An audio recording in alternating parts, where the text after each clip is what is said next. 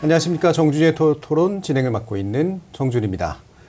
요즘 사실 예전부터도 그랬는데요. 2030 청년들, 특히나 이제 남성들의 보수화 내지 극우화 문제에 관련된 사회적 관심이 많이 높습니다.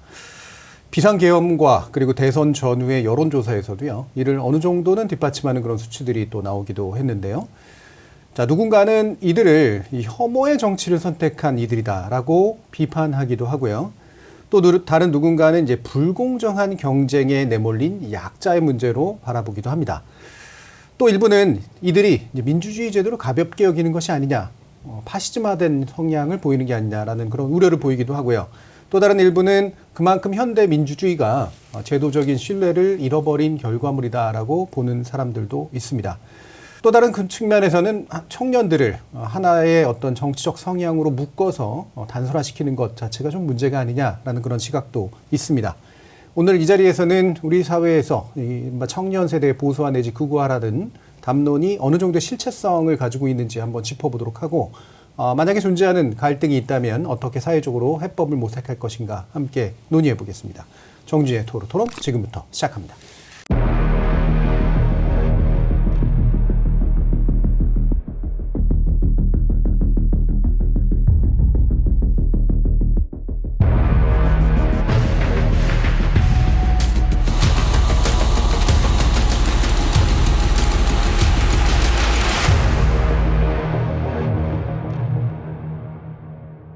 자, 오늘 함께 토론해 주실 두 분 패널 소개해 드릴 텐데요.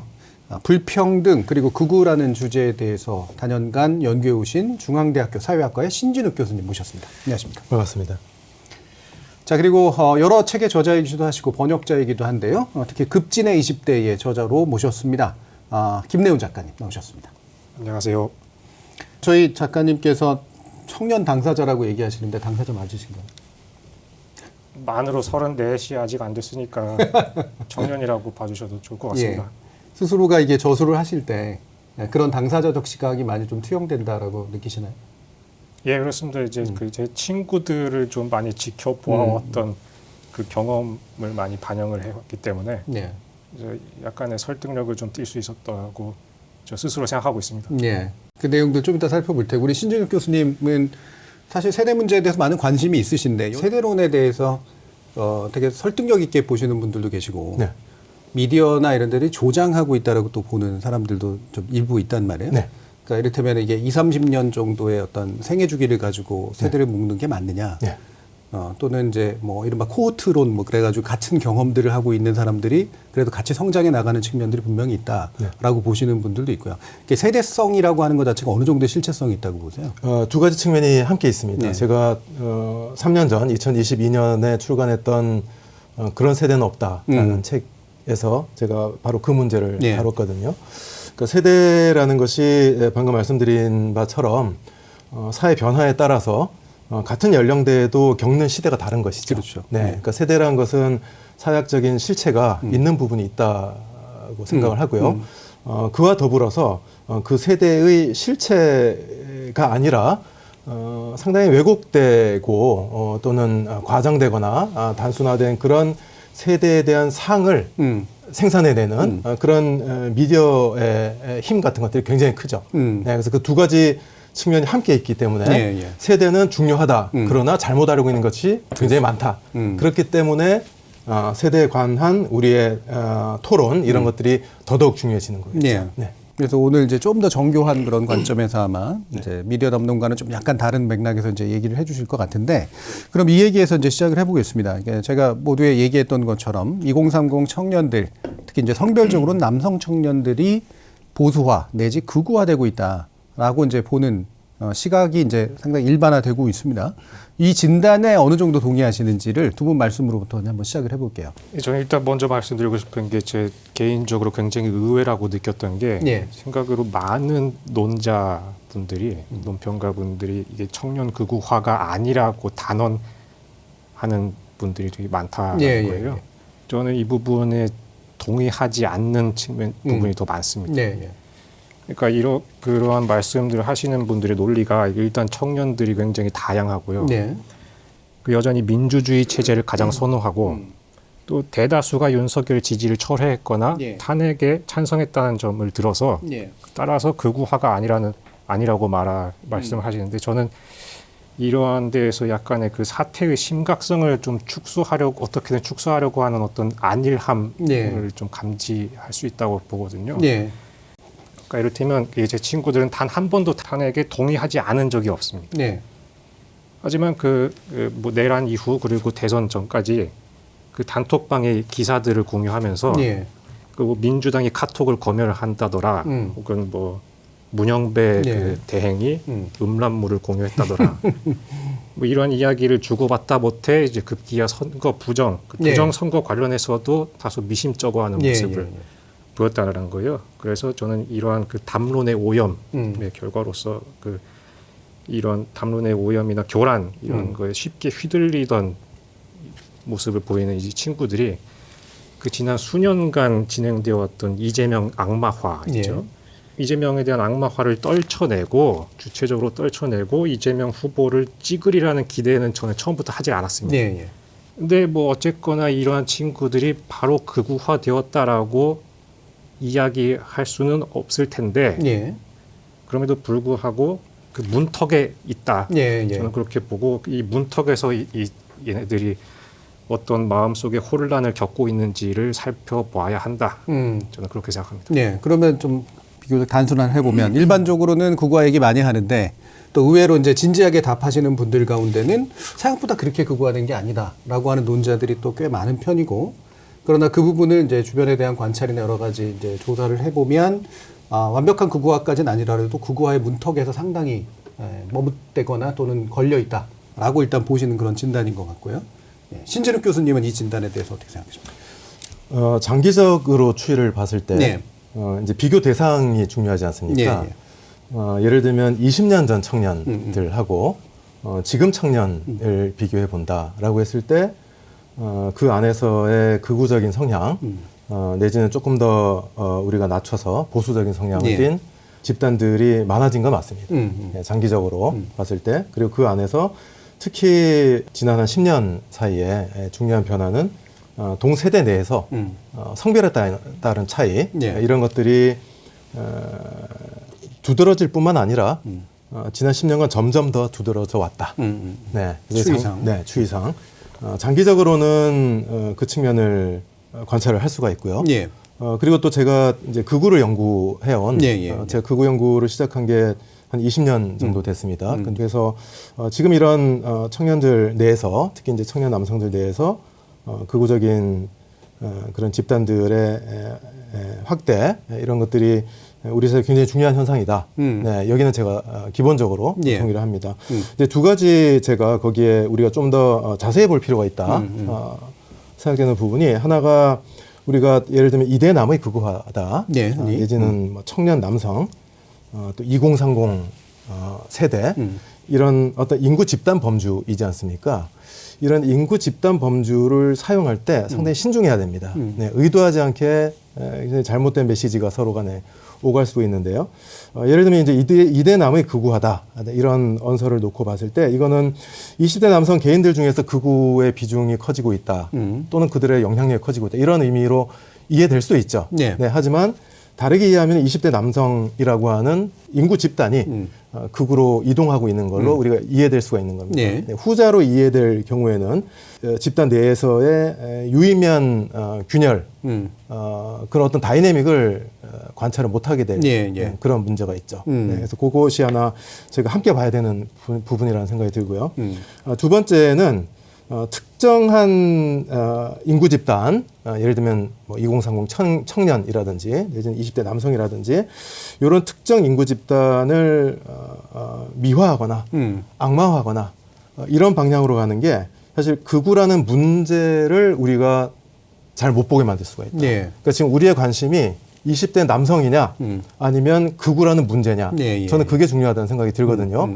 우리가 풀어야 되는 문제가 극우의 문제라면 20대 남성 내에서의 극우의 문제가 대단히 심각한데 그와 더불어서 노인층의 극우의 문제는 그것과 결이 다릅니다. 그렇죠. 또 다른 극우의 문제가 있고요. 그다음에 지금 여러 가지 소셜미디어나 이런 영향이 커지면서 사실은 10대로 많이 내려갔습니다. 네, 네. 네, 그래서 이게 10대 초등학교 고학년 정도까지 연령대가 확대가 되고 있기 때문에 그러면은 우리가 이제 역으로 멀쩡한 세대가 도대체 누구냐 이런 식으로 접근을 해야 될 수도 있거든요. 예, 예. 그러니까 어떤 특정 세대로 우리가 국지화하는 것보다는 각 세대들의 어떻게 각기 다른 배경과 결을 가진 극우의 문제들이 나타나고 있는지 예. 그런 전체적인 극우 생태계 내에서 특히 20대 남성 내지는 2030 청년 세대의 극우가 갖고 있는 어떤 특수성이 어떤 예. 것이냐 그리고 그걸 어떻게 풀어야 될 것이냐 이런 방식으로 접근을 할 필요가 있다 예. 이렇게 생각을 합니다. 네. 그럼 아마 이제 우리 들으시는 분들은 특정 세대가 극우화되었다라는 말과 특정 세대 내부의 극우적 성향이 차지하고 있는 비중이 좀 넓어지고 있다라는 말의 차이가 뭘까? 이렇게 보시는 분들도 있을 텐데 이렇게 이제 방금 말씀하신 거를 이렇게 문제하면 좋을 것 같아요. 우리 사회가 극우화라고 하는 굉장히 중요한 문제에 도전에 지금 봉착해 있는데 그중에 보면 각기 다른 이유지만 20대 내지 10대 사이에서 좀 젊은 층 사이에서 거기에 대한 호응이 일부 커지고 있고 전통적으로 있는 이제 60, 70대 이상의 이제 반공반복적 극우의 성향이라는 것도 지속적으로 이제 좀 강화되어 오는 추세가 있다. 요런 문제로 일단은 좀 접근을 해보면 그렇습니다. 좋지 않을까 이런 생각이 드는데요. 그러면 이제 이 극우라고 하는 것은 그러면 어떤 식으로 좀 정의를 내릴까? 그러니까 좀 더 완화된 형태 그냥 보수성의 강화일까? 아니면 좀 더 극단적인 형태의 이제 극우성이라고 하는 문제를 훨씬 더 중요하게 봐야 될까? 뭐 두 분 다 이제 아마 극우성에 더 주목하실 것 같긴 한데 어떤 극우성의 문제를 좀 보십니까? 제 개인적인 생각으로는 지금 맥락에서 여전히 윤석열을 지지하고 그의 복귀를 바라는 사람에 대해서 극우냐 보수냐라는 학술적 정의가 그렇게 유의미할까라는 예. 생각이 좀 들더라고요. 그래서 저는 이것을 극우화라는 말보다는 과격화 예. 정의를 책에서도 이제 그런 말씀 쓰셨죠. 예, 예. 꾸준히 하고 있거든요. 이게 무슨 말이냐면 무언가에 대해서 굉장히 분노를 가지고 있어요. 네. 화가 잔뜩 났어요. 근데 이게 어떤 화인지 어떤 성질의 분노인지 무엇에 대한 것인지 왜 내가 화가 났는지 이게 성찰을 하는 시간을 거치지 않고 그냥 최대한 표출하는 겁니다. 내가 이렇게 잔뜩 화가 났다라는 것을 어떻게든 알리고 싶어서 안달이 있어요. 폭력을 불사해서라도 그것을 어떻게든 표출을 합니다. 그리고 그런 상태에서 무언가가 혹은 누군가가 자신의 기분을 조금이나마 언짢게 하는 게 있으면 그 대상을 향해서 즉각적으로 혹은 반사적으로 공격성을 드러내는 예. 그런 것으로서 사회적 의사소통의 큰 부분을 대신하게 되는 것. 저는 이것을 이제 과격화라고 하고 오늘날 그 여기저기서 극우화라고 부르는 그 여러 현상으로 이게 나타나는 것이라고 예. 생각합니다. 예. 그러니까 여기 어떤 이념이라든가 뭐 지향성 이런 정치적 지향 이런 게 사실상 의미가 없다라는 말씀입니다. 그래서 아까 말씀드린 것처럼 극우에 대한 학술적 정의가 지금 맥락에서는 뭐 그게 중요할까? 뭐 다른 맥락에서 더 큰 맥락에서는 당연히 중요하겠습니까? 예. 일단 그 부분을 더 중점적으로 본다. 예. 네, 이런 말씀이시고요. 신준욱 교수님은 거기에도 이념적인 성향이 분명히 있다. 이렇게 보십니까? 이념의 측면도 있을 수가 있죠. 예. 근데 그게 본질적인 부분은 아니라는 생각이 들고요. 그러니까 극우라는 거는 일단 우리의 이런 대중적인 언어 속에서 굉장히 큰 부분을 차지하고 있지 않습니까? 나아가서 많은 나라에서 극단주의라는 건 법률적 용어입니다. 예. 네, 그래서 그걸 회피해 갈 수는 없다는 생각이 예. 들고요. 그래서 극단주의에 이제 극좌 극우가 포함이 되는 건데 그렇죠. 어떻게 정의할지를 사실 본격적인 연구나 토론이 1970년대 시작이 됐어요. 네, 그러니까 지금 뭐 반세기가 넘었다고 볼 수가 있죠. 하나의 방식이 과격성, 네, 어떤 사고나 언행의 과격성을 극우의 지표로 보는 흐름이 있습니다. 예. 하나가 이제 미디어에서 제일 많이 그런 모습이 보이죠. 그러니까 예를 들면 뭐 서부지법 폭동이라든지 그런 탄핵 반대 집회에서 굉장히 과격한 증오의 언사를 뿜어내지 않습니까? 이게 극우다. 네, 그렇게 보는 하나의 입장이 있고 다른 하나는 그 극우니까 우파, 보수 이 성향이 아주 강하면 이게 극우다. 이렇게 보는 입장이 있고요. 그렇죠. 그런 측면도 있는데 저는 그게 본질은 아니라고 생각이 들어요. 예를 들면 과격성을 봤을 때 이준석이 과격하냐? 과격하지 않습니다. 그리고 이준석을 좋아하는 많은 청년들이 합리적이어서 네. 그리고 뭔가 차분하게 논쟁을 하는 게 좋다. 이렇게 얘기하지 않습니까? 네. 차분하게 극우적이 될 수가 있습니다. 네. 한국 사회 극우의 핵심은 화난 민중이라기보다는 파워엘리트 집단에 네. 있다고 저는 생각을 하거든요. 그 파워엘리트 집단들은 외적으로 과격성을 드러내지 않으면서 사람들이 과격한 증오를 품게끔 만드는 그런 행동들을 합니다. 네. 그래서 그 과격성 자체가 본질적인 지표는 아니라는 생각이 들고요. 더 중요한 부분은 보수 우파가 과격해지면 극우냐? 네. 그것도 아니라는 생각이 들어요. 예를 들면은 우리가 보수와 극우가 어떤 관계냐? 그러면은 보수주의자들이 표방해온 가치가 전통적으로 법과 질서, 전통, 그리고 어떤 사회에 정립된 제도적인 권위 이런 네. 것들을 중요시하지 않습니까? 그러면 서부지법에서 폭동을 일으키고 판사 사냥을 다닌 게 보수가 너무 심해서 그런 것이냐, 여성에 대한 폭력을 행사하는 게 너무 보수적이라서 그런 것이냐, 여기는 어떤 질적인 차이가 있는 것이죠. 네, 그래서 극단주의 개념의 제일 본질적인 부분은 우리 사회에 이 진보와 보수 그리고 좌파 우파가 공동의 지반을 가져왔다고 봅니다. 그 공동의 지반이라는 것이 정치적으로는 뭐 민주주의, 법치, 다원주의 이와 같은 것들을 우리가 존중을 한다. 그 안에서 격하게 싸우자. 네. 이런 것이 있고 사회적인 가치 부분에서도 모든 사람이 기본권을 누릴 자격이 있다. 이거에 대해서는 부정하지 말자. 네. 이 약속 안에서 이제 진보와 보수가 현대 시대에 싸워왔던 거거든요. 예, 예. 근데 요 틀을 넘어가게 되면 이거를 부정하는 대로 가게 되면 그 행위가 과격하든 아니면 굉장히 이런 우아한 예. 논리적인 그런 주장이든 그것은 극우라고 볼 수가 있다. 네, 그래서 이런 기준으로 반동성애 극우, 반페미니즘 극우, 반공, 반중 극우, 반이주자, 반이슬람 극우 다양한 종류의 현상 형태들이 있는데 이것들의 본질적인 공통점은 방금 말씀드린 그런 어떤 보편적인 규범과 사회적인 가치 부정이다. 이렇게 네. 말씀을 드리고 싶어요. 예. 네. 그러면 이걸 좀 약간 모아봐야 될 것 같아요. 그러니까 여러 얘기들이 이제 나왔지만 이를테면 보수가 좀 더 그 보수성을 강해지면 이게 극우가 되는 것이냐, 아니면 애초에 이제 이런 과격함 그리고 폭력성 이런 것이 이제 극우의 주된 지표인 것이냐. 근데 이제 신준욱 교수님 같은 경우에는 충분히 과격하지 않은 방식으로도 극우적일 수 있다. 그렇습니다. 예. 우리가 합의된 헌법적 질서 바깥에서 그 자신의 사상이나 이념을 펼치는 방식으로 가게 되면 그건 충분히 이제 극우적이 되는 것이기 때문에 과격성의 문제만 이제 정의에 매몰이 되면 극우의 어떤 현상들을 파악하기가 좀 어렵다. 그렇습니다. 이렇게 이제 보시는 거예요. 네네. 그럼 이른바 이제 20대나 청년층들의 이제 극우화라고 만약에 표현을 쓴다면 과격하지 않아도 이런 식의 성향들이 충분히 표출되고 있다. 이렇게 이제 보실 수 있는 네네. 거죠. 네. 타인의 기본권을 공격하는 어떤 종류의 행위든 예. 그것은 우리가 극우적인 행위라고 얘기를 할 수가 있습니다. 자, 이 부분 또 약간 다르게 생각하실 수도 있을 것 같은데, 김내임 작가님. 그 겉으로 드러나는 과격한 행동만을 또 지시하는 건 또 아니거든요. 그 어떤 대상을 향한 감정이 이제 원래는 스펙트럼이 있어야 되는데 뭐 좋고 좋음과 싫음 사이에 뭐 아주 복잡한 네. 중간 스펙트럼이 없어진 겁니다. 네. 그래서 극호와 극불호만 있는 거예요. 극호는 이제 신격화가 있고 네. 신격화의 이준석을 향한 신격화, 그러니까 극불호 혹은 극혐, 악마화 여기는 또 이재명이 있다. 네. 이러한 경향으로부터 완전히 자유로울 수 있는 사람이 적어도 제 또래에는 그렇게 많지 않은 것 같다라는 게 저의 주장입니다. 네. 예. 그러니까 조금만 아주 부연을 한마디만 하면 예. 말씀하신 것처럼 그 표현을 빌자면 우아한 과격화도 얼마든지 가능하다라는 거. 예. 예. 예. 그 말씀하신 부분에 제가 동의가 돼서 잠깐만 짧게 부연을 하자면 아까도 말씀하셨듯이 극우도 하나의 이념이라 볼 수 있느냐 이런 질문도 주셨잖아요.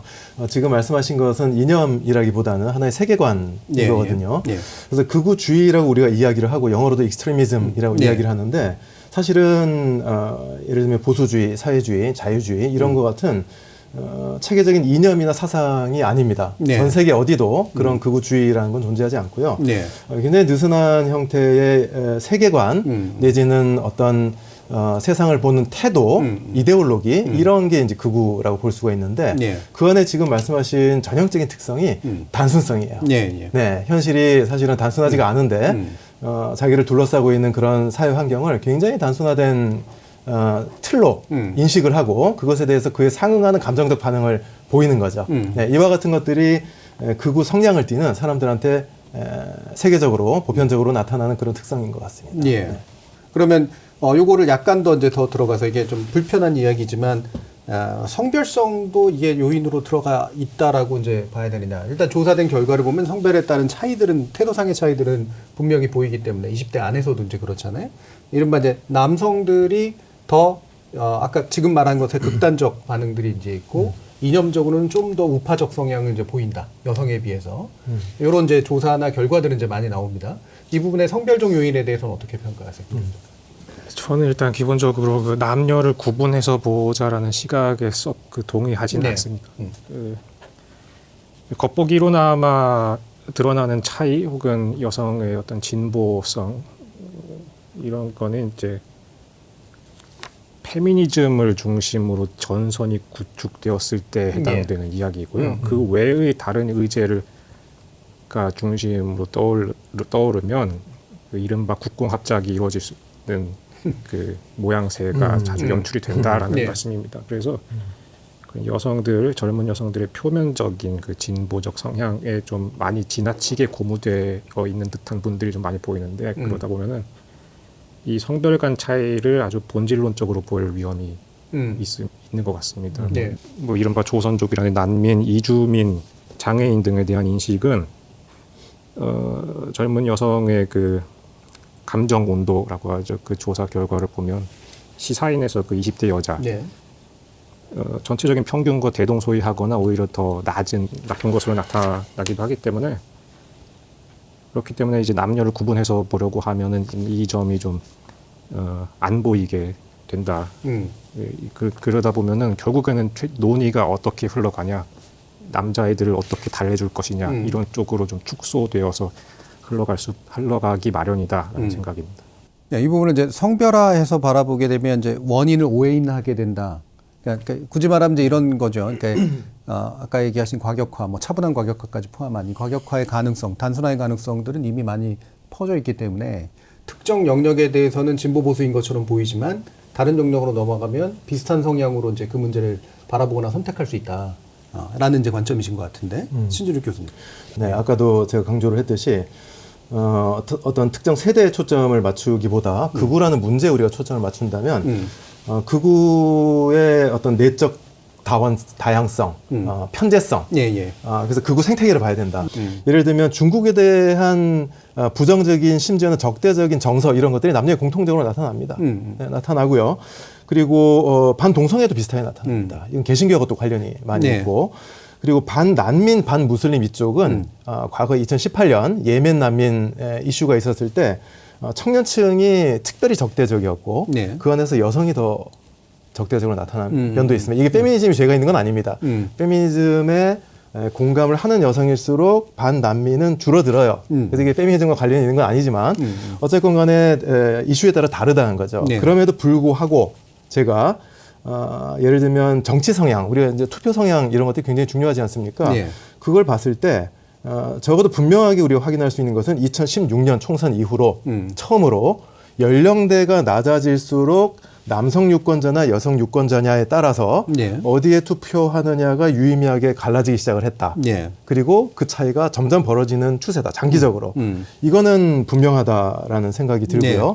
더 나아가서 투표 성향뿐만 아니라 이런 사회에 여러 가지 이슈들이 있지 않습니까? 뭐 이런 페미니즘, 그다음에 노동, 복지, 외교 안보 이런 여러 측면에서 여성들이 전반적으로 젊은 층 내에서 보자면 진보성을 띠는 경향이 나타난다. 근데 거기에 이제 우리가 이 얘기만 계속 반복을 하면 결국 이제 청년들이 남녀가 다르다는 얘기만 우리가 계속 똑같은 얘기를 하는 게 되거든요. 조금 더 들어가서 보자. 사실은 조금 더 복잡한 얘기가 있다. 이런 측면인데 예를 들면 2022년 윤석열이 당선되던 그 대선 때 20대 남성의 58.7%, 30대 남성의 52.8%가 윤석열에 투표를 해서 뭐 이런 멸칭도 쓰고 했습니다. 근데 그 당시에 30대 여성도 43.8%가 윤석열을 찍었다는 사실은 잘 거론이 안 되고 있어요. 네, 그리고 이번에 대선에서도 30대 남성의 김문수 득표율이 34.5%였는데 네. 30대 여성도 31.2%가 됩니다. 네. 차이가 별로 없어요. 네, 그래서 이게 30대로 또 가게 되면은 남녀 차이가 그렇게 크지 않고 여성 내에서의 보수적인 유권자층이 그렇게 적지 않다. 이런 측면도 또 함께 봐야 된다는 생각이 들고요. 의아하게 생각을 하는 것은 두 대선 사이에 굉장히 중요한 선거가 있었거든요. 네. 그게 뭐냐면 작년에 있었던 4.15 총선입니다. 네. 이 4.15 총선에서 만약에 야당이 압승을 하지 않았다면 계엄은 해제가 안 됐을 거고요. 윤석열 국회 탄핵소추는 안 됐습니다. 네. 그럼 계엄 국가로 넘어가는 거예요. 너무너무 중요한 선거인데 이때 2030 남성이 어떻게 투표했느냐. 이건 지금 얘기를 안 하지 않습니까? 네. 그러니까 2022년 대선 때 50% 이상의 2030 남성이 윤석열을 찍었는데 2년 겪어봤어요. 네. 그리고 작년에 총선을 했는데 출구조사 결과를 보면 지역구의 경우에 20대 남성이 더불어민주당과 국민의힘 득표율이 46%하고 47%입니다. 네. 그리고 30대 남성은 46%, 48%. 네. 거의 비슷하고요. 비례정당 투표에서도 민주당, 조국당, 그다음에 녹색정의당 합계하고 국민의힘, 개혁신당 합계를 보면은 20대 남성은 46대 48. 네. 30대 남성은 54대 38. 이쪽이 훨씬 더 많습니다. 예. 뒤집어진 거죠. 네, 그래서 이 총선을 가운데 껴놓고 그림을 그려보면 완전히 다르게 보이는 거예요. 예. 2022년에 윤석열을 더 많이 찍었는데 2024년에 굉장히 많이 이동을 했고 그런데 그 윤석열이 떠난 뒤에 왜 다시 보수 투표를 했느냐 이런 방식으로 우리가 질문을 던질 필요가 있다. 네, 그런 생각을 하고 있습니다. 예. 네, 그렇게 단순하지 않다는 거죠. 추이가. 그러니까 전반적으로 굉장히 단순하지 않다. 다만 추세는 일부 보이는 부분은 있는데 네, 장기적으로. 그게 네. 이제 이슈 관점에서 보면 상대적으로 진보적인 이슈와 이제 보수적인 이슈에서 성별성과 세대성들이 좀 더 들어가 있는 건 맞는 것 같다. 맞습니다. 예. 네, 네. 그리고 이제 큰 굵직한 선거에서는 확실히 보수적인 정당에 투표를 하는 청년 내지 남성 내 비율들은 높아지는 건 맞다. 맞습니다. 그러나 매번 선거에서 동일하게 나타나는 건 아니다. 그렇습니다. 예, 스윙들이 좀 있다. 네. 예, 이렇게 그렇습니다. 보시는 거죠. 네.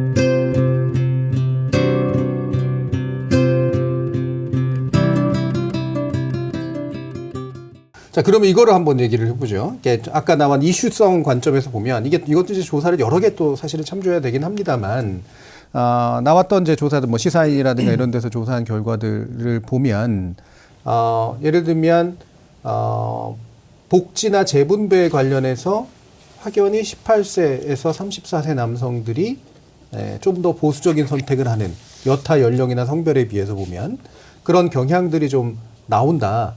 라는 것. 그리고 이게 또 지위가, 경제적 지위가 높아질수록, 계층이 높아질수록 확연히 더 이제 이렇다라는 이제 조사 결과가 있습니다. 이 부분에 대해서도 그러니까 이런 게 이제 이슈에 관련해서 보면, 세대와 성별이 어느 정도는 좀 함께 보수적인 선택들을 하는데 영향을 끼치는 요인? 내지 배경 요인이라고 볼 수 있는 건가? 어떻게 해석하세요? 최근 이 인식조사라는 게, 그 시점에 따라서 굉장히 다를 수가 있고, 또 문항을 어떻게 살짝 다르게 물어보느냐에 따라서 상당히 다르게 나타날 수 있습니다. 네네. 그래서 근데 지금 말씀하신 것처럼 20, 30대 청년층 내에서 남성과 여성 사이에 페미니즘, 젠더 이슈뿐만 아니라 노동, 복지, 분배 네. 등 여러 측면에서 상당히 일관되게 여러 조사의 차이가 나타난다. 저는 그걸 굉장히 주목을 하고 있어요. 네. 그러면 이게 왜 그러냐? 되게 궁금해지는 부분인데 예. 사실 학문적으로는 충분히 규명이 안 됐다고 생각을 예. 하고요. 제가 더 열심히 살겠습니다. 앞으로 더 추가적인 연구가 필요한 부분인데 예. 일단은 언제부터 이런 게 시작이 됐느냐 어느 정도는 저희가 갖고 있는 지식이 있습니다. 일베가 생긴 게 2010년이에요. 그렇죠. 2010년이고 2010년대 초반에 중요한 정치적인 사회적인 사건들이 있었는데 그게 뭐냐면 이명박 정부의 댓글 부대가 예. 대대적으로 온라인 공간에 혐오 담론을 퍼뜨리기 시작을 했는데 이때 제가 주목하는 극우의 기호학적 연쇄가 시작이 됩니다. 좀 어려운 말이긴 한데요. 예. 뭐냐면은 민주당에 대한 혐오가 있어요. 그다음에 페미니스트에 대한 혐오가 있습니다. 그리고 중국에 대한 혐오가 있고 이게 다 다릅니다. 이슈가 다른데 예. 근데 연결되죠, 이게 연결이 돼요. 예. 연결이 돼서 누군가는 페미니스트가 너무 싫기 때문에 절대로 민주당이 집권하면 안 된다고 생각을 하고요. 누군가는 중국인이 너무 싫어서 민주당이 집권하면 안 된다고 생각합니다. 하나로 모아집니다. 이런 식으로. 이런 식의 사실 객관적인 토대가 없는 거죠. 예. 이런 식의 혐오 담론의 연쇄가 정치적인 목적에 의해서 대량 유포된 게 2010년대 예. 초반이라고 할 수가 있어요. 그 이후에 하나의 반응으로 나타난 게 2015년 페미니즘 리부트입니다. 예. 네. 그래서 그 연도에 이른바 헬조선 현상이 있지 않았습니까? 네. 2015년에.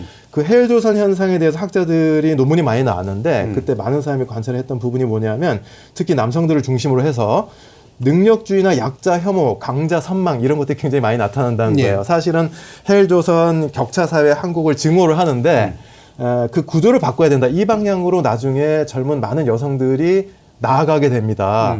근데 남성들 경우에는 자기 능력 탓이라든지 내지는 부모 탓이라든지 그래서 그 경쟁에서 승자가 된 사람은 당연히 더 많은 보상을 받을 자격이 있다라고 생각을 한다. 예. 이런 방향의 그런 어떤 그 인지적인 틀인 거죠. 이런 것들이 온라인 공간에서 대량으로 확산되기 시작한 지가 벌써 한 10년 이상 된 것 같다. 네, 그래서 그런 어떤 이른바 메노스피어라고 이야기를 하죠. 네, 그 남성성이 중심이 되는 그런 온라인 공간, 소셜 미디어를 통해서 어느 정도 상당히 그 짧지 않은 시간 동안 이와 같은 것들이 확산이 된 히스토리가 있지 않나 예. 그런 생각을 하고 있어요. 예. 네. 그러니까 일단 학자로서는 이렇게 좀 도드라진 경향이 요 세대나 성별에게 나타나고 있는 것은 충분히 주목할 만하다라고 보시는 그렇습니다. 거고 네. 그거에 대한 사회학적인 이유나 그런 것들은 충분히 더 탐색돼야 되나 현재 가설적으로 이제 보시는 건 2010년 이후로 온라인 공간에서 남성 커뮤니티를 중심으로 일배식 담론이 기타 이제 이런 혐오 담론들과 쫙 결합이 되면서 이들의 태도를 형성하는데 상당히 좀 영향을 미치지 않았을까 이렇게 일단 짐작을 하고 계시고요. 인터넷 커뮤니티 문화에 기인하는 부분이 네. 좀 있다고 생각해요. 특히 그 남성 중심의 메노스피어 인터넷 커뮤니티에서는 아까도 이야기를 한 것처럼 그 감정의 이제 반사적인 즉각적인 표시로서만 그 전반적인 소통이 이루어지고 있는 공간이라고 저는 이제 요약을 하고 싶은데 그러한 문화에 익숙해져 가면서 그 반정치화를 넘어서 더 심각하게는 반사회화로 좀 나아가고 있다라고 보고 있어요. 예. 어떤 얘기냐면은 사회에 대한 시야가 극도로 좁아졌다라고 말씀드리고 싶은 네. 거예요.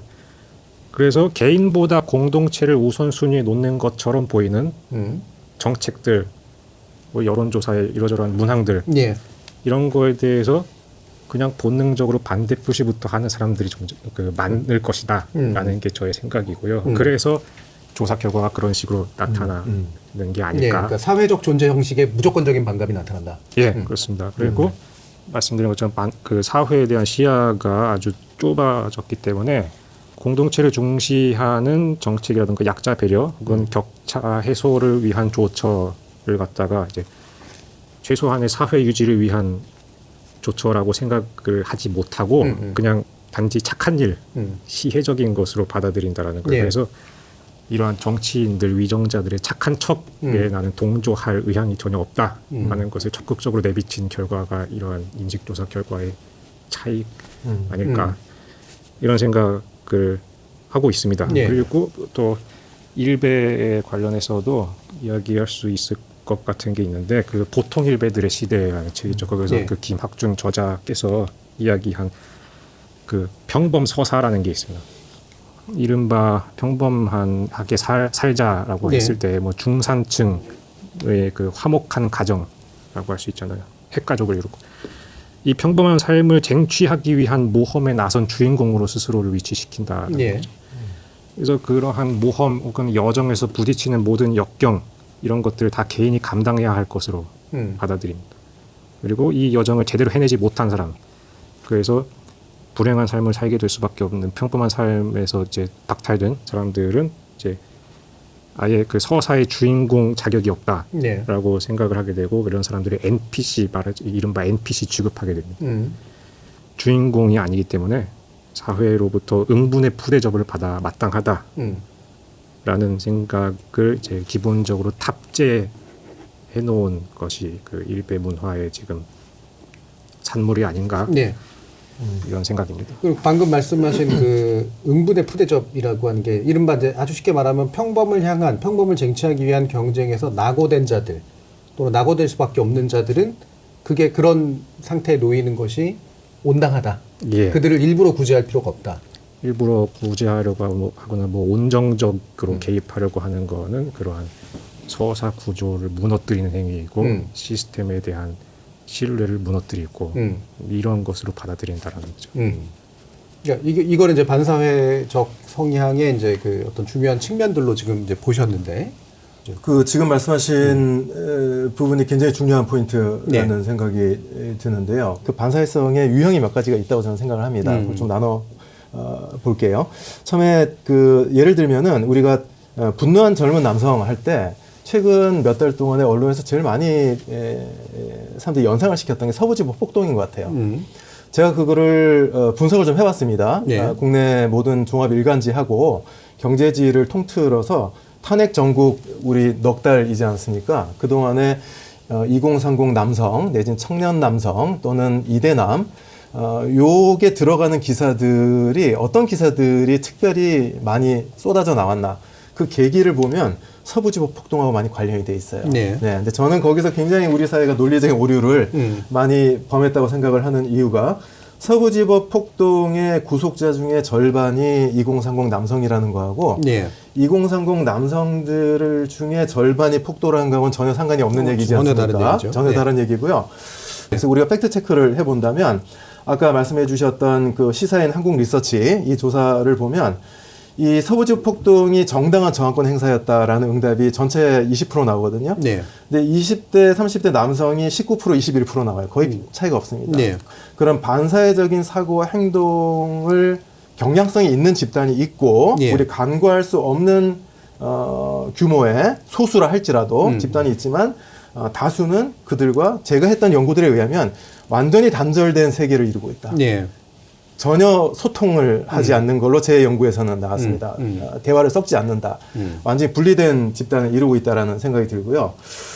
그 다음에 이제 그런 반사회적인 청년 남성들, 내지는 뭐 여성들도 있겠죠.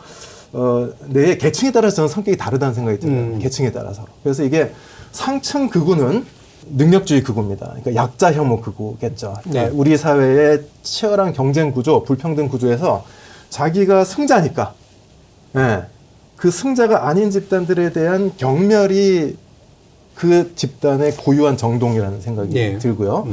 그 중간 계층의 특수한 것이 지위 불안입니다.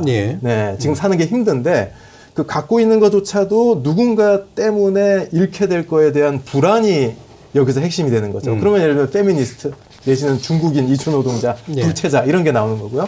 세 번째 카테고리가 전복적인 극우입니다. 하층이죠. 이 사회 전체에 대한 분노와 이런 것들이 특징이 되는데 서구 많은 나라에서는 이 세 번째 유형이 많아요. 하층 극우가 많습니다. 근데 한국은 여러 조사를 보면 하층은 죄가 없습니다. 청년 남성 중에 객관적으로 박탈당했기 때문에 사회에 대해서 분노해서 극우가 된 경우는 많지 않은 걸로 나타나요. 중간하고 상층이 많습니다. 그래서 이 집단들이 불평등이 뭐가 문제야? 이게 이제 상층 거고 중간은 내가 밑으로 떨어질 것 같아.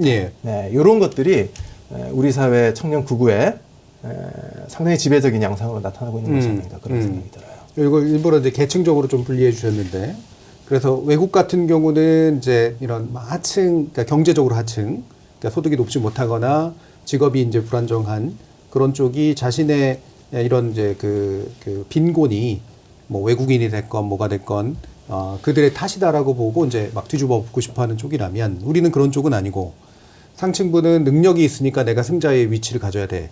그다음에 중간층은 내 지위가 언제든 저들에 의해서 박탈당할 수가 있어. 에서 생긴 이제 그런 극우성에 더 가깝다. 우리가 이제 해외와는 좀 약간 다른 종류의 극우화의 경향을 좀 보인다. 이런 말씀이세요.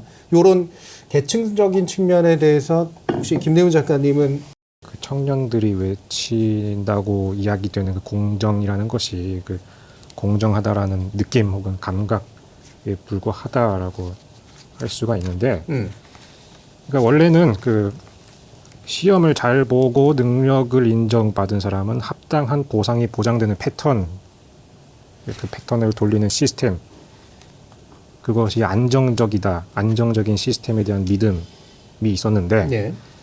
근데 현재로서는 남은 것은 그 믿음은 깨지고 어떤 믿음만 남았느냐, 그 능력을 인정받지 못한 사람에 대한 가혹한 응징이 가해져야 한다.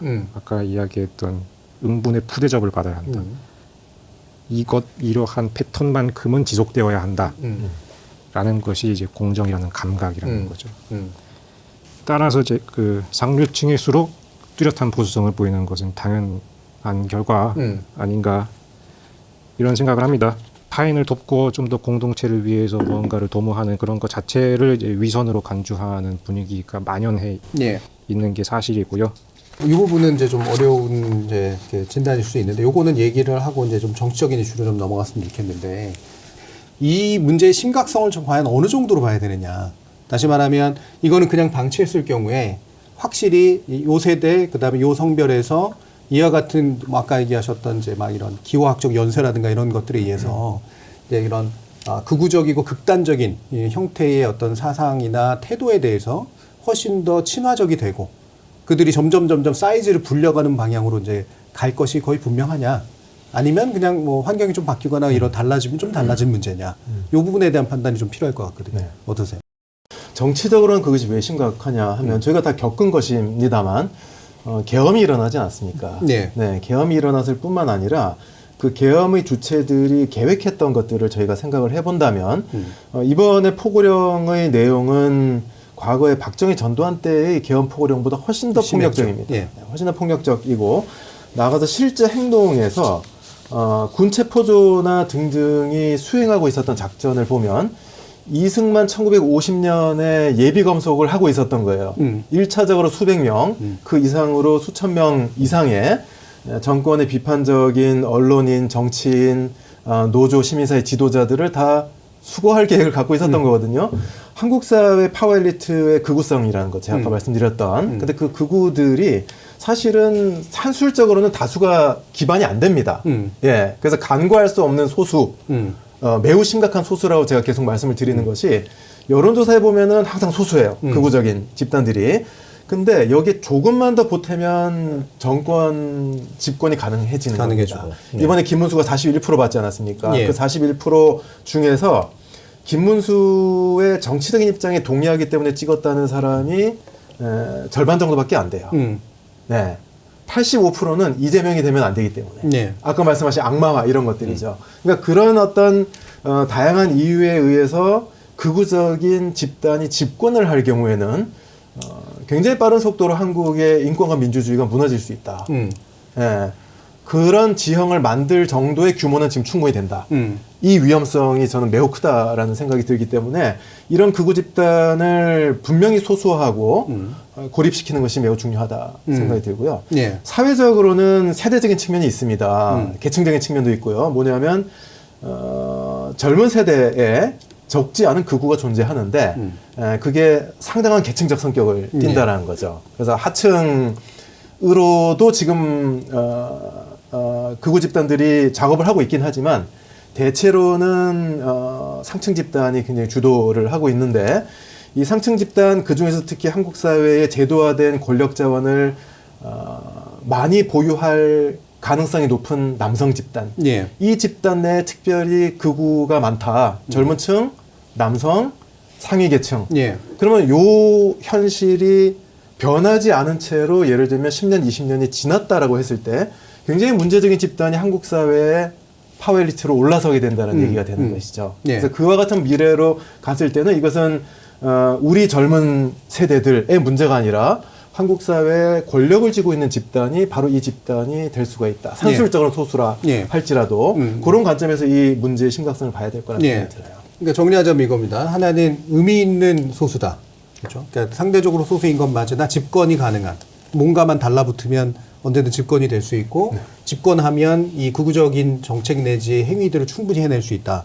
이게 위험한 거고, 두 번째로는 현재 좀 더 젊고 사회 계층은 좀 높은 쪽이 뭐 이른바 전문직의 지향이 있거나 뭐 여러 가지 학력이 높거나 이른바 학벌 체제 속에 쉽게 들어갈 수 있는 사람들이 극우적 성향이 굉장히 강해져 있기 때문에 이들은 그러니까 자신의 지위를 이용해서 나중에는 결과적으로 우리 사회의 중심 세력이 될 수 있기 때문에 그래서 이제 위험한 부분이 분명히 있다. 이렇게 보신 거예요? 김래훈 작가님은 어떤 정도의 심각성이라고 보세요? 신지욱 선생님께서는 반사회화의 행동의 예시로 법원 폭동을 드셨는데 예.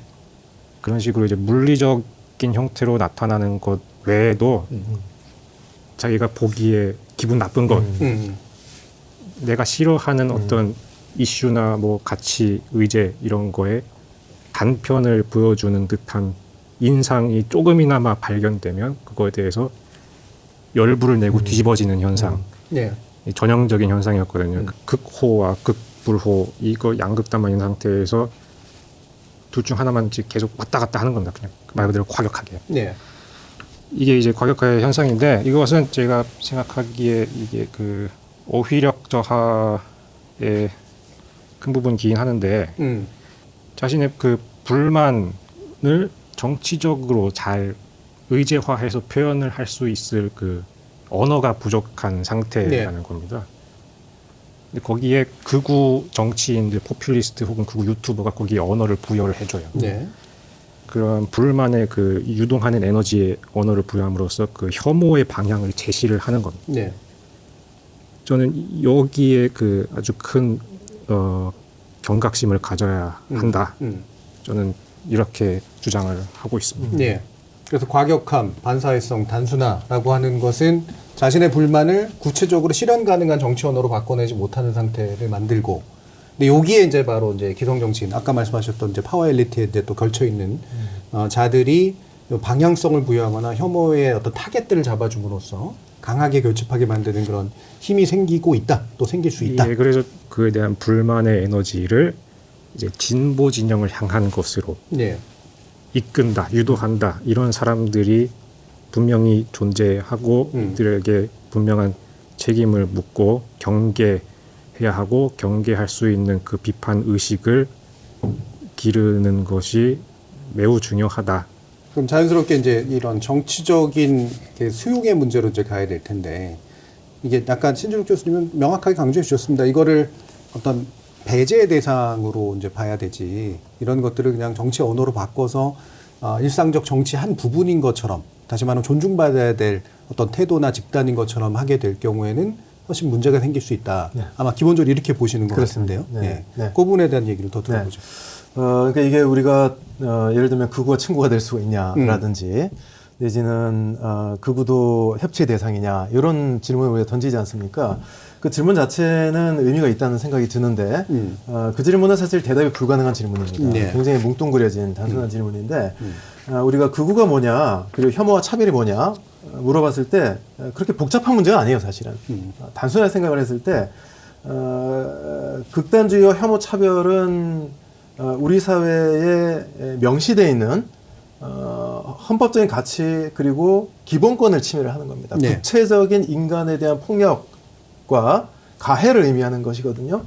만약에 사회가 그와 같은 혐오와 차별 폭력 행위를 하나의 관점으로서 하나의 자유의 행사로서 받아들이게 되면 이 사회의 어떤 기본이 저는 무너진다고 생각을 해요. 네. 네, 선이 없어지게 된다는 생각이 들기 때문에 우리나라뿐만 아니라 이 유럽 같은 나라에서는 극단주의 극우에 어떻게 사회와 정부가 대응해야 될 건지에 대해서 아까도 말씀드렸다시피 반세기 이상 노력을 해온 그런 나라들이거든요. 네. 민주주의 역사가 오래된 나라들에서 저도 독일에 10년 가까이 살았습니다만 가장 중요시하는 거는 사회의 다수 그리고 사회의 제도의 중심부가 분명한 반대의 의사를 표명을 해야 됩니다. 네. 이것은 우리 사회에서 허용되지 않아. 이거는 잘못된 행동이야. 그래서 이 집단들이 자신들이 이 사회에서 받아들여지지 않고 소수에 불과하다라는 의식을 가져야 되는 것이지 네. 우리가 뒷배 사실은 많은 사람이 우리에 공감하고 있어. 이렇게 느끼게 될 경우에 이게 파시즘으로 나가게 되는 겁니다. 네. 네. 그래서 이런 어떤 사회의 기본적인 방향성이 중요하다는 생각이 들고요. 그 토대 위에서 저는 극우성의 정도에 대해서 얘기를 합니다. 예. 극우성의 정도를 저는 4단계로 나누는데요. 극우적인 사고에 경향이 있는 게 제일 낮은 수준입니다. 그 위에 있는 게 공공 앞에서 극우적인 주장을 하는 게 예. 이건 확산의 효과가 있는 거죠. 세 번째 단계가 집단적이고 조직적인 극우 활동을 하는 경우고 네 번째가 우리 사회의 기본권과 체제를 공격하는 경우. 예. 이제 네 번째까지 봤죠, 저희가. 예. 탄핵 청구 때 봤는데 지금 여론조사 이런 여러 군데서 나오는 거는 사실은 맨 밑에 있는 경우이기 때문에 네, 인식 정도니까. 그런 정도죠. 그래서 낮은 수준에 대해서 과잉 반응을 하면은 그 자체가 기본권 침해가 될 수가 있고요. 예. 높은 수준에 대해서 과소 반응을 하게 되면은 방금 말씀드린 것처럼 선이 없어지게 됩니다. 예. 조장할 수가 네, 있죠. 그래서 이런 어떤 그 각기 다른 수위에 따른 사회적인 대응을 구체화시켜야 하는 것이 과제다 이렇게 네. 생각을 하고 있습니다. 네. 기본적으로 우리 사회의 중심이 튼튼하게 명확한 입장을 가져야 된다. 다만 그 극우성, 극단성의 심각도에 따라서 대응의 방식은 달라야 된다. 네, 그렇습니다. 예. 어떠세요, 김대문 작가님? 이 부분은 배제냐, 일부 수용이냐? 철저히 배제해야 한다고 생각을 하고요. 말씀하신 거에 특히 동의가 되는 부분이 이제 사회 중심 세력이 명확한 선을 그어야 한다 이런 네. 취지의 말씀하신 것 같은데 특히 좀 강성 진보 성향의 논자들이 상투적으로 하는 말씀이 누가 대통령이 되건 우리의 삶은 달라지지 않는다. 오히려 그런 얘기 뭐 많이 더 하죠. 그냥 네. 계속 나빠질 뿐이다. 네. 사회가 변혁되지 않는 이상 이런 얘기하는데 저는 거기에 특히 유감스러운 마음이거든요. 최악이 대통령이 되면 진짜 최악으로 나아간다.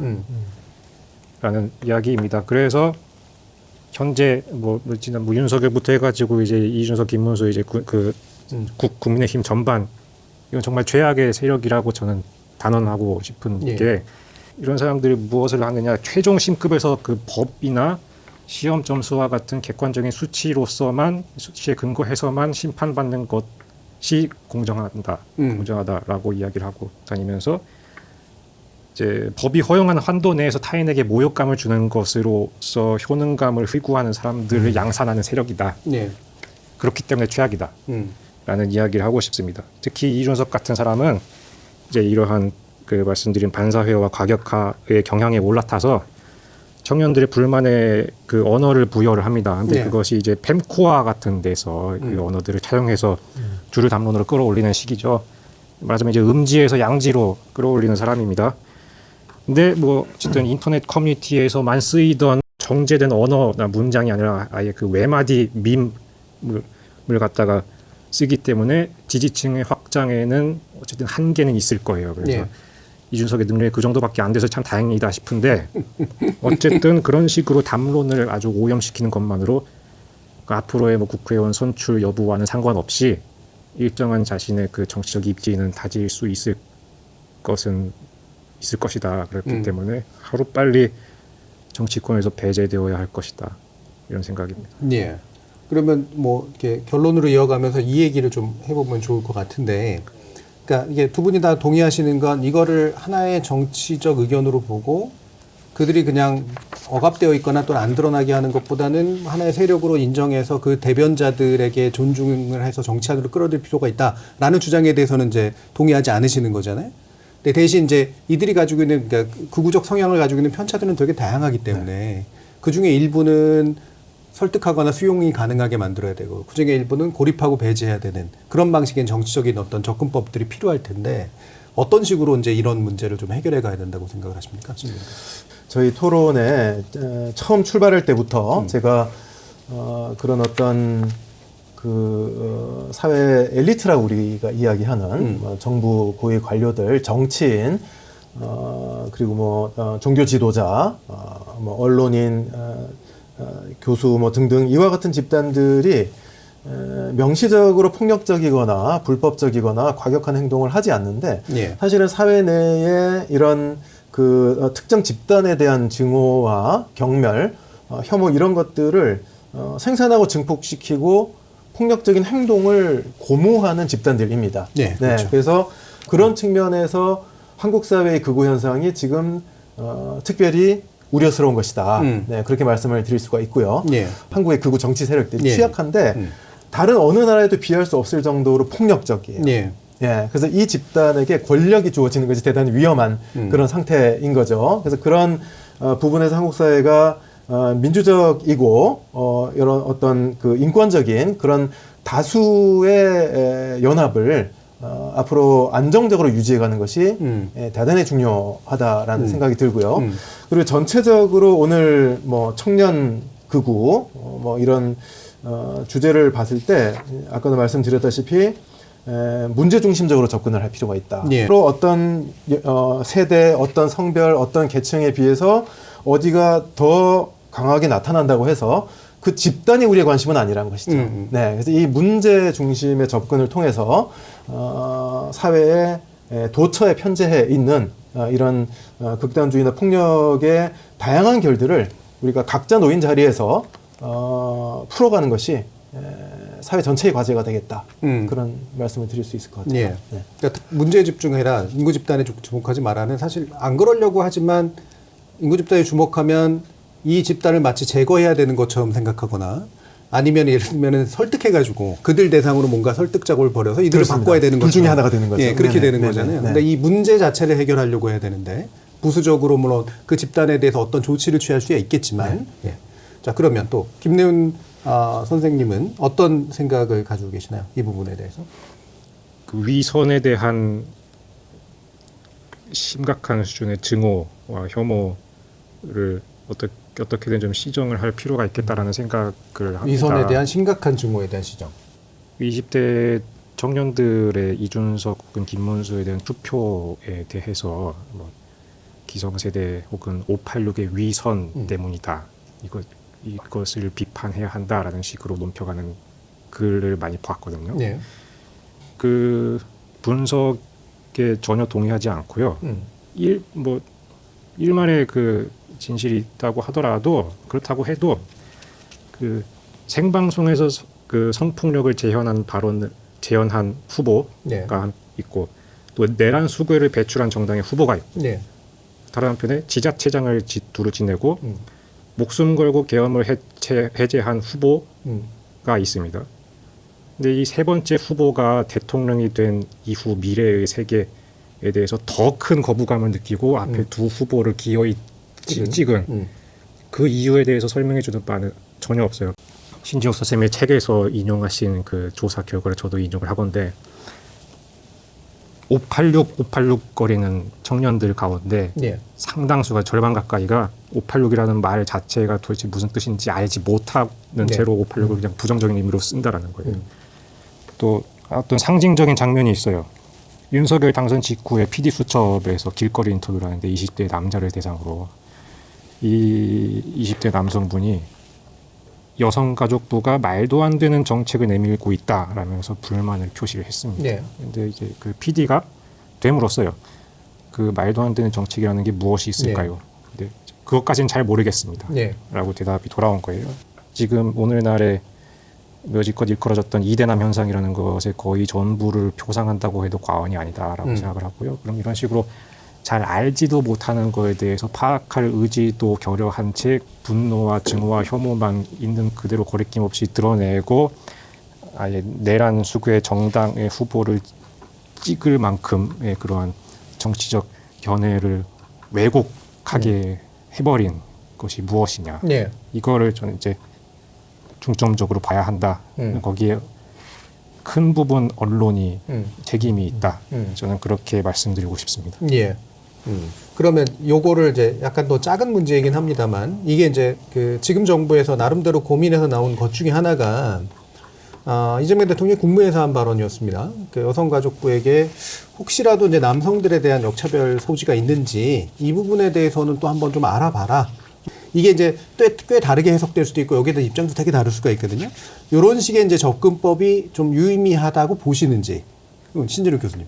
남성이 생물학적으로 남성이기 때문에 어떤 정책적인 그런 배려나 고려나 이런 것들이 불필요하다. 기득권 성별이기 때문에 이런 접근은 굉장히 생물학주의죠. 예. 네, 잘못된 접근이라고 생각을 하고 하지만 이제 어떤 그 언어화의 측면에서 이것을 남성 역차별이라는 그런 언어를 통해서 이 정책의 의미화를 했다는 것에 대해서는 제가 유감스럽게 예. 생각을 합니다. 예. 이것은 역차별을 시정하는 그런 차원의 문제가 아니라요.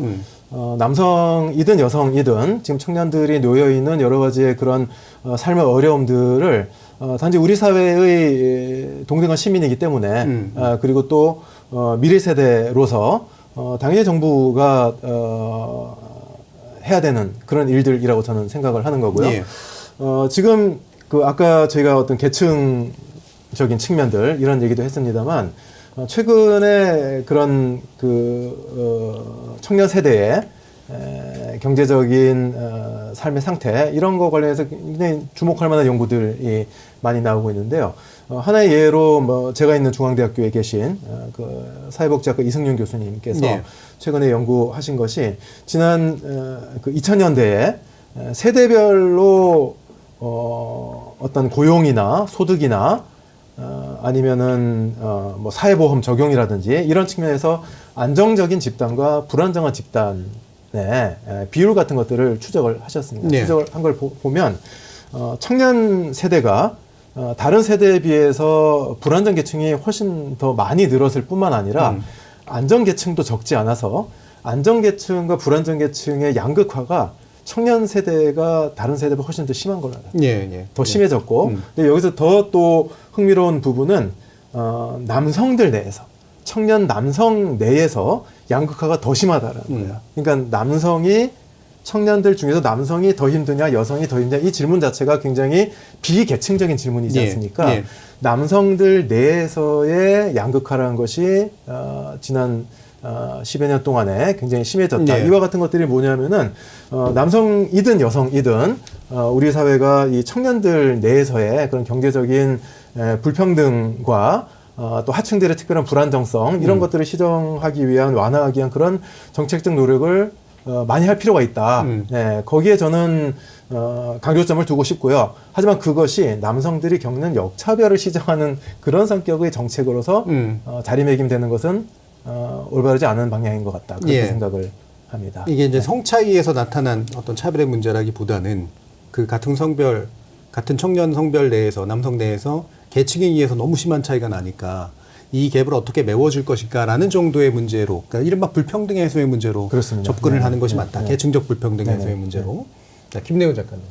뭐 한국에 태어난 남성이기 때문에 겪을 수밖에 없는 고통이 아예 없다고는 말씀을 안 드리겠습니다만은 네. 제 개인적인 인상으로는 그 청년 남성 관련한 정책 논의가 주로 이 청년 남성들이 싫어하는 것을 철회하거나 없애는 방향에 좀 국한되어 있지 않은가라는 네. 생각입니다. 왜냐하면 그렇게 되기가 쉬울 수밖에 없는 게 이 이른바 분노하는 청년 남성의 분노라는 것이 결국에는 그냥 자신들 기분을 나쁘게 하는 모든 것을 당장 눈앞에서 치워달라는 요구로 요약이 가능하다고 보거든요. 예, 이를테면 여가부 폐지 뭐 이런 것처럼. 예, 그렇습니다. 어쨌든 이건 옳지 않은 접근이라고 보고 그 한국만의 극우 청년 문제의 특징이 있다고 한다면은 아까도 시사된 바 있는 것 같은데 서구권 선진국에서의 극우주의 물결의 경우는 그 정통적인 그 진보 정당의 보수화, 우경화와 더불어서 양극화로 인한 그 이러저러한 불만이 경제적 하층에서부터 터져 나온 결과라고 할 수 있다면 한국의 경우는 그와 다르게 양극화를 완화하고자 하는 그 조처들에 대해서 상류에 있는 청년들이 백래시의 반응을 일으키는 것이다 라고 할 수 있을 것 같아요. 그렇기 때문에 이 청년들의 분노를 귀 기울여 듣자, 수용하자 이런 말을 굉장히 조심스럽게 해야만 한다. 그냥 막 던지는 거는 그냥 저 보수화의 또 다른 알리바이만 제공하는 꼴이 된다. 이게 사실 되게 중요한 부분, 그러니까 예를 들면 극우화라고 하는 현상 자체에 주목해 보면 우리나라뿐만 아니라 여러 나라에서 나타나고 있는 거기 때문에 이게 각자는 다른 원인에서 나왔을 텐데 이게 이제 특정 세대라든가 성별에 잘 달라붙어서 이게 강고해지면 미래의 민주주의가 굉장히 좀 위험해질 수 있는 부분이라 이거는 정말 세심하면서도 되게 집요하게 접근해야 될 문제인데 사실 되게 대증적으로 접근해서 생기는 문제들이 좀 많이 있지 않습니까? 어떤 문제의식으로 이 부분은 접근하는 것이 좀 필요하다 싶으신지 마지막으로 한번 조언을 들어보죠. 네.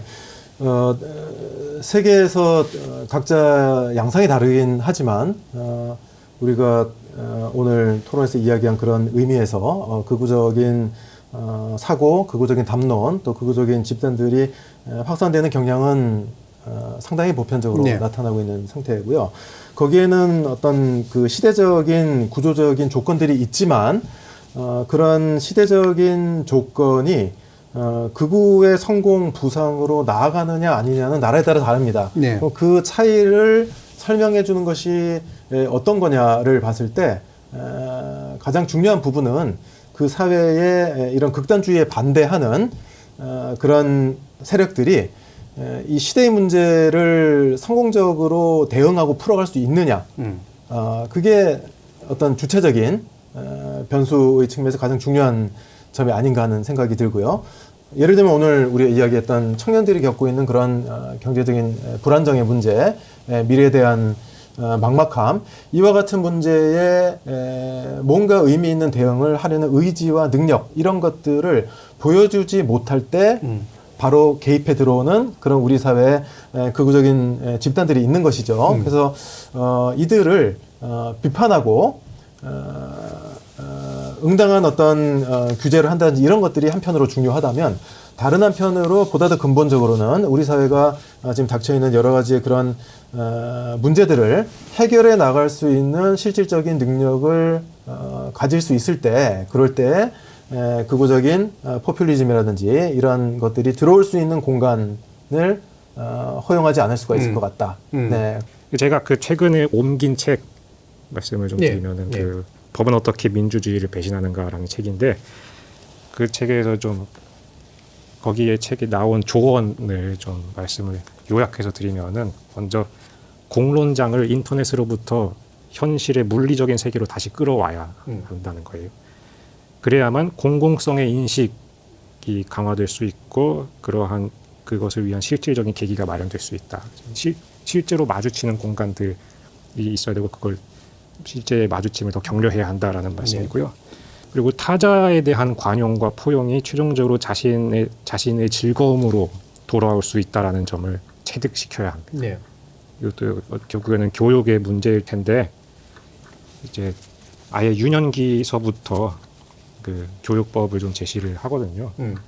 이 어린이의 보호자가 이제 어린이를 위한 해결사가 아니라 그 최소한의 역할만 하는 그 보조 역할에 머물러야 하고요.